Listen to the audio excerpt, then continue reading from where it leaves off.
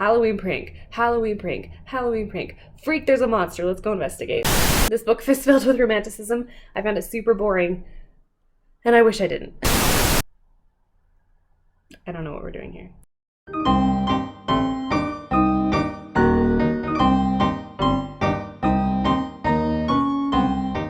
Hello! Welcome back to my channel. My name is Ashley. Today we will be discussing Frankenstein and why this book still matters 200 years later. For me, this book had all the feels. It was an emotional roller coaster. I found the main narrator super annoying, but also humorous, so I ended up liking the book. I also have lots of friends who found the main narrator super annoying and therefore couldn't stand the novel and gave it, will not reread it because of that. And I think it really just depends on your view of Victor Frankenstein and whether you can tolerate his annoyingness or not.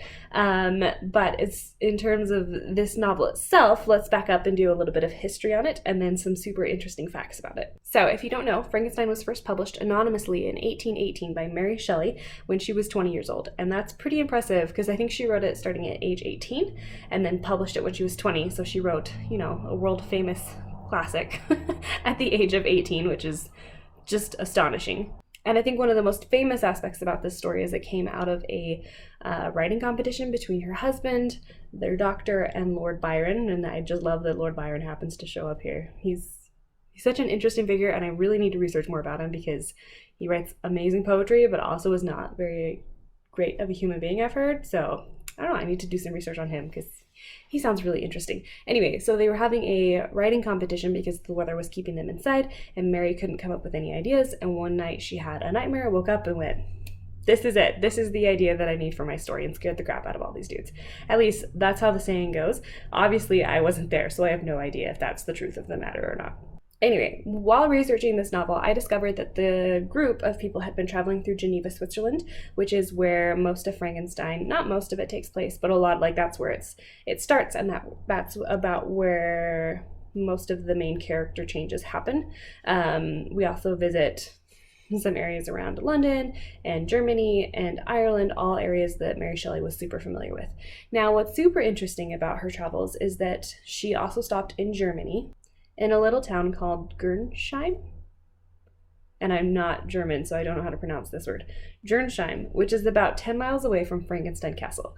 And you heard me right, there is a thing called Frankenstein's Castle, because Frankenstein was a rich family, and they built a castle in like the 1200s.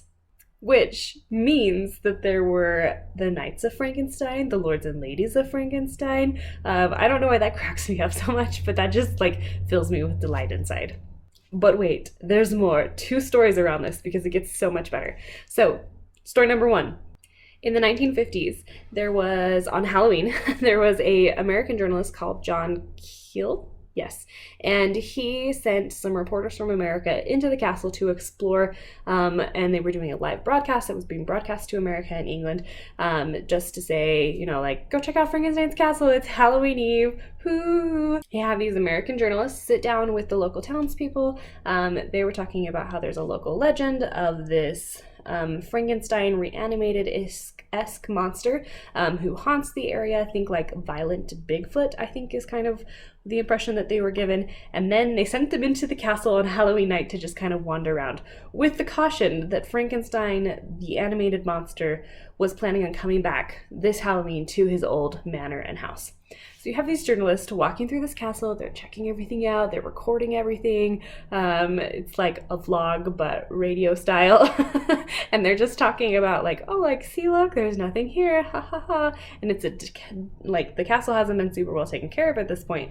And so it's kind of dilapidated, run down a little bit, and they're just wandering through. So they get to the crypt, and John Keel, the reporter who had sent the other reporters in, had rigged a statue to move and topple over when they got in. So they go into the crypt, somehow something gets tripped, and the statue falls over, and they start freaking out, they run away, they're like still broadcasting this as they're running, right?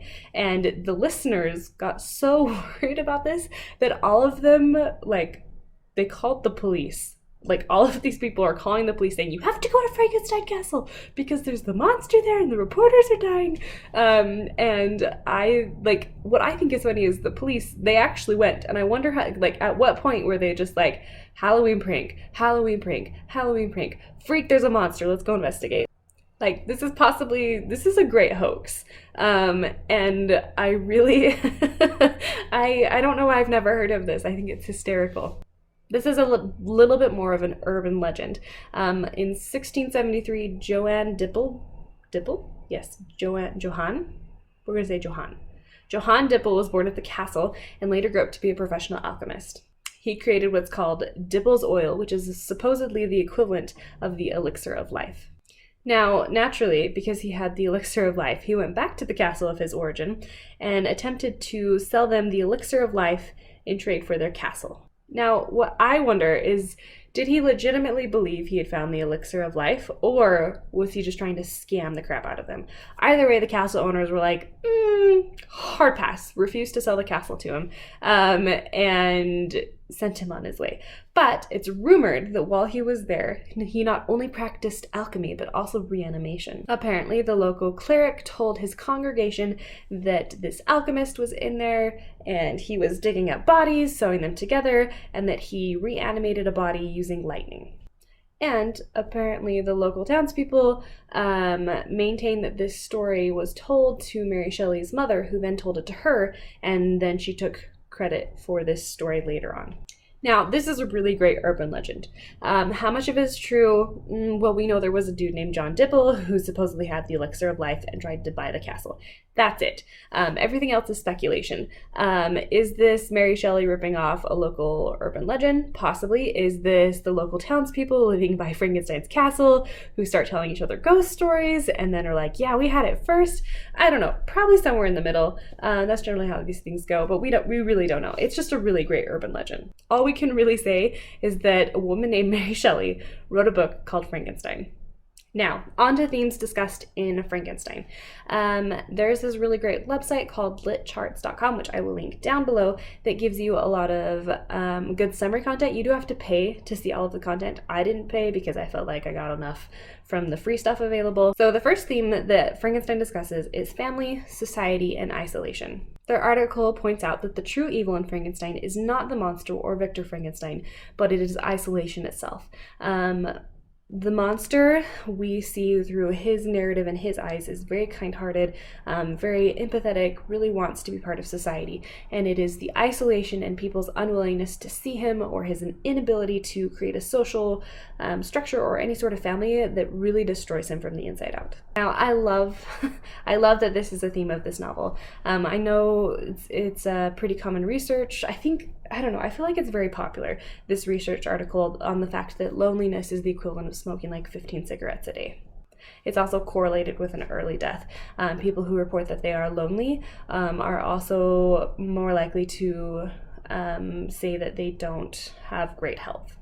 And I think that one of the reasons this story is so interesting to me is because I see that playing out in society today. We have tons of things with social media that connect us to people without really giving us an emotional connection. Like, I'm sitting here talking to you via a camera. We're not actually having a conversation, but you still get to hear my thoughts.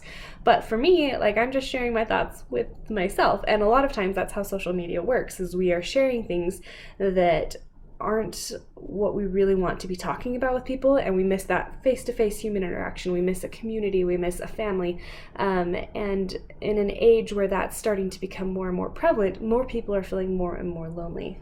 Humans tend to be pack animals, we're herd animals, we're social beings. Some people need more people than others.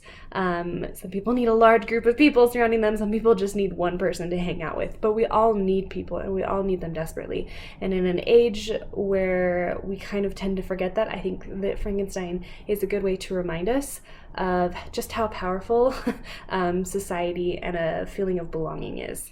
All right, theme number 2 is ambition and failability.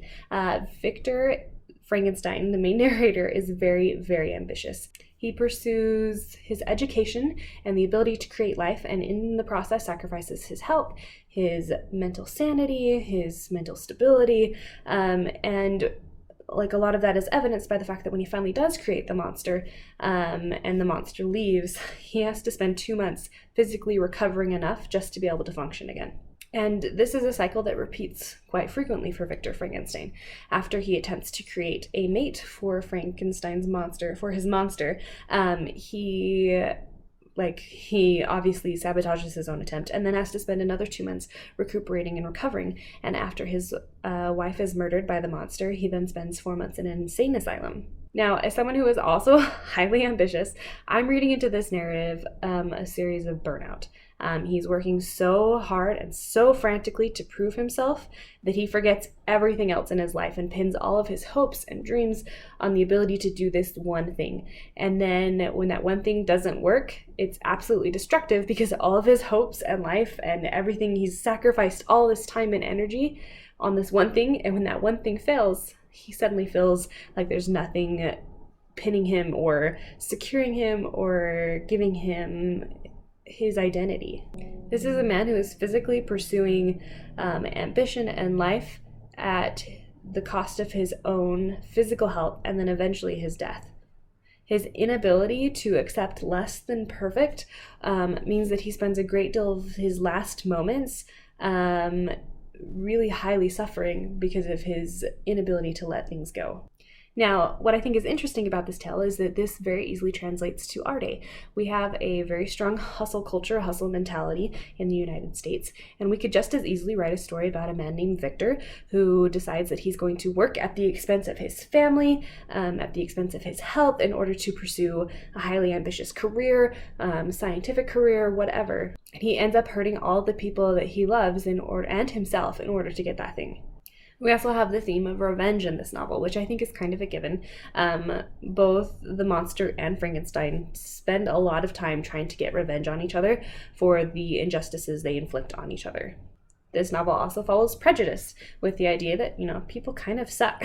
We get ideas stuck in our head and we're unwilling to change them. And especially from the monster's perspective, the prejudice against something that is ugly makes people physically hurt him. And re-examining that and thinking about that, I think, is very important in us, in just any society, but our society right now is probably really important. And the website made an argument for lost innocence as one of the themes in this novel, in the sense that Victor Frankenstein loses all of his innocence. I think what's actually really happening here is a loss of privilege. And I don't know how to speak on this because I myself am a white girl who comes from a very privileged background. But I think part of the problem that Victor Frankenstein is experiencing is that everything has been very easy for him in his life up until this point. And when things stop being easy, he gets very angry and frustrated about that. And he refuses to move on. He just wants it to go back to how perfect it all was. And in some sense, he has the privilege of spending half of his life chasing down a monster. Most people would not have that ability to just spend their whole life pursuing a interesting thought and then to spend the rest of their life pursuing the destruction of that thought. That comes from a very privileged place, and he's a little whiny because of that privilege, I think. So I think you can argue that there's a loss of innocence from the monster's perspective, and yes, some loss of innocence from Victor Frankenstein's perspective, but I think we are neglecting to look at Victor Frankenstein coming from a place that most of us would consider a place of, I don't know how to talk about these subjects. I'm still learning about them, but I do think there is a loss of privilege that Victor Frankenstein is experiencing here, and that is, it eats him up inside. We'll just leave it at that.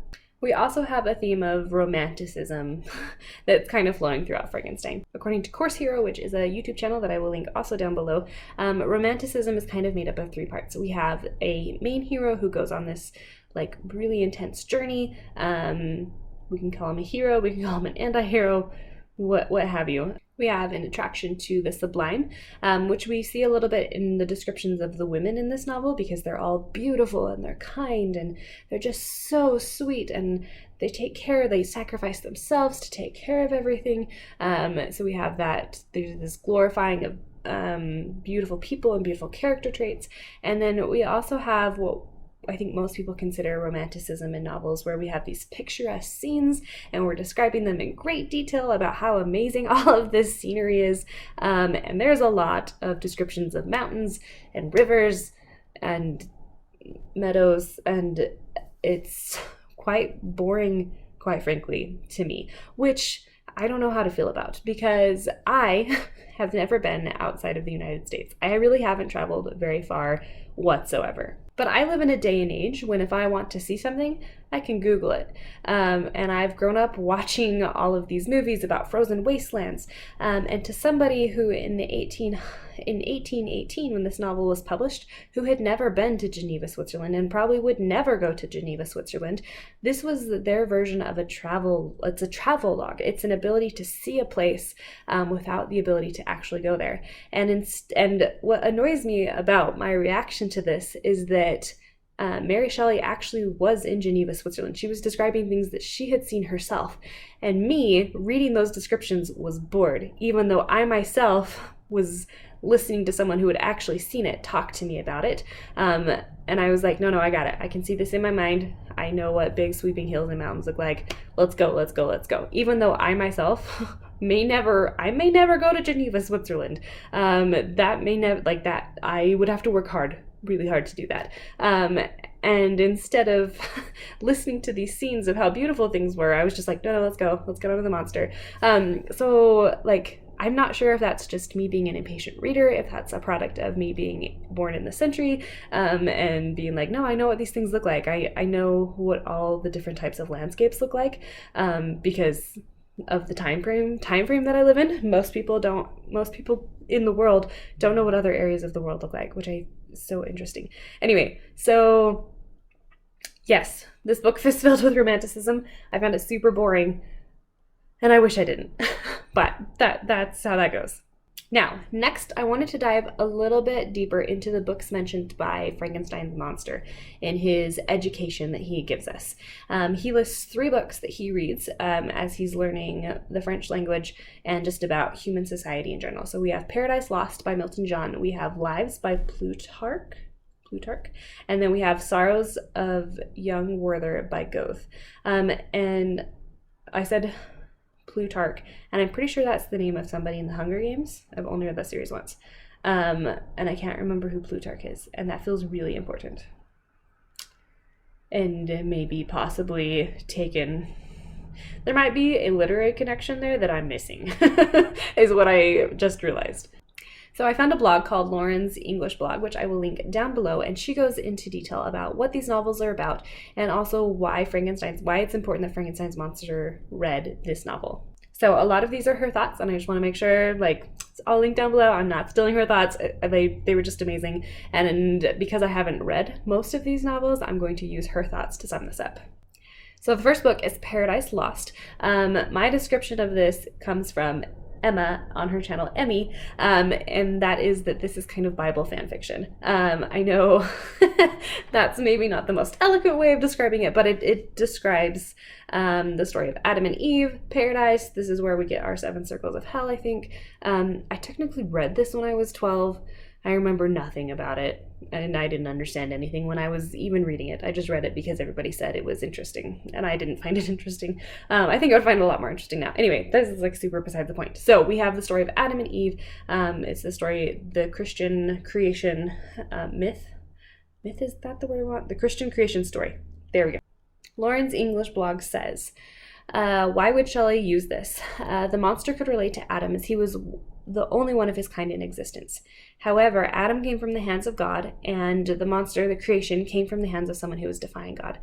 The monster could also compare himself to Satan. They were both hated, and the novel says, when I viewed the bliss of my protectors, the bitter gall of envy rose within me.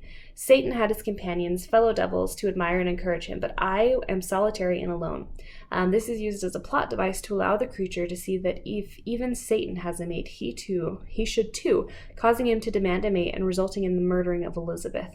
Okay, so the next book is Plutarch's Lives, and this follows the history of the founders of ancient republics. Now, why this is used and what the creature says about it. So through this book, the creature says that he begins to see the world beyond what he knows. Plutons Lives develops the framework by which the creature comes to understand the world around him. He says that the work taught him high thoughts. His world was a microcosm that consisted of cottagers. However, the book elevated the creature's understanding of the rest of the world that he never acquainted himself with. The subjects of Lives are idealistic men who founded the classical republics. He learns about towns and cities where large groups of men and women live together, so he discovers the idea of human society. He finds out that the vicious behavior of some men in the public and comes to admire the virtuous men and peaceful lawmakers. I have never read this book, and I had never even heard of this until I read Frankenstein. And I think that's really interesting. This makes me want to read this novel just because just because I like Frankenstein. And finally, we have The Sorrows of Werther. This is a classic German... It's a German classic. Let's say it the right way. This is a German classic. This describes the Werther who falls in love with a woman who is already betrothed to another man, and eventually he takes his own life from sorrow of being unable to obtain this woman. Lauren's blog states that Mary Shelley's choice in literature for the creature each contributes a new dimension by which the reader can further understand him. These works additionally provide an avenue for which the creature himself can learn about human nature. Not only does the creature relate to the books that he reads, he learns new levels of emotion through them. The Sorrow of Werther ends in the suicide of the main character. Since the creature often finds himself questioning his purpose in life and whether it is worth living, the book effectively serves as a parallel to his own torment. The creature sympathizes with both the height of the hero's happiness and the depths of his despair, and the novel prompts him to ask questions about his own identity and destiny. So I feel like knowing more about these novels and how they influenced Frankenstein's creation helps us to understand that's the creator, understand the monster himself. I also don't like learning about this because I really don't want to exist in a world where Frankenstein, at the end of this novel, he takes his own life out of sorrow. And I understand I just don't want it to end sadly like that because I feel so much for the monster. I'm so sad about his isolation. And so I don't love that the sorrows of Werther, Werther, we're gonna go with that. That sounds German-ish. No. The Sorrows of Werther ends with a suicide because that makes me so sad. I hate that. Now, to sum all of this up, if you're looking for books inspired by Frankenstein or similar to Frankenstein, I have 4 books for you. The first is by Dean Koontz. I think that's how you say his name, Dean Koontz. This is called the Frankenstein Series, which is about a detective and her partner in New Orleans who are trying to catch a serial killer. The only catch is that as they get closer and closer to realizing this, closer and closer to catching the serial killer, they realize that it's an entire race of killers who have been created by Victor Helios, who was once known as Victor Frankenstein. This is a series about Frankenstein, and I find this super interesting. I definitely am going to look into this. This sounds fantabulous. I've never read anything by Dean Koontz. I've heard lots of really good things about his works, so I'm really excited for that. Next, we have The Dark Descent of Elizabeth Frankenstein by Kiersten White. This is a retelling of Frankenstein from the female perspective, from Elizabeth, the fiancée, who's just kind of in the novel. The original novel is just kind of waiting for Frankenstein to just show up and be part of her life. In this retelling, when Victor goes silent and he's off creating the monster, she and her maid decide to go check on him because it's been a long time since they've heard from him. So she goes and I'm not sure what happens from this point, but it sounds like she starts to question whether, she finds out about the monster and she's trying to figure out who is the actual monster, Victor Frankenstein or the creation. I have this on hold at the library. I don't think it will come in before Halloween, but I've heard lots of people talk about how amazing this novel is, and I am all here for this. I am so excited to read this. Another book that is fairly similar, I think, to Frankenstein would probably be The Phantom of the Opera. This deals with a man who deals with physical deformities, and he haunts and torments an opera, trying to help the girl that he is in love with named Christine. And then things go awry when her old boyfriend shows up. I personally did not love this novel. I thought it was really slow, but I also wasn't used to reading classics when I read it, so I probably would give it another try. But there are a lot of similarities between the feel and the the Gothic elements between Phantom of the Opera and Frankenstein, I think, are very similar. And then the last novel that I would recommend is The Strange Case of Dr. Jekyll and Mr. Hyde by Robert Louis Stevenson. This is a novella that covers a man who's performing scientific feats on himself and changing his human body. I love Dr. Jekyll and Mr. Hyde.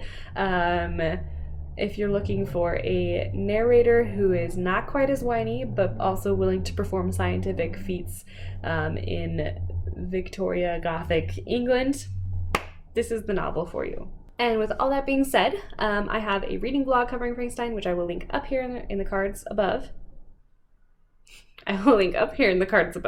And that's all I have to say. Please read it if you haven't. Read it, it's amazing. I need to watch a video adaptation of this because I've never seen any movies around Frankenstein or anything like that. And I think if I could find the right one, I would just fall in love. So that's on my list for things to do this Halloween. And that is all. I will talk with you all in the comments down below and in another video. Bye!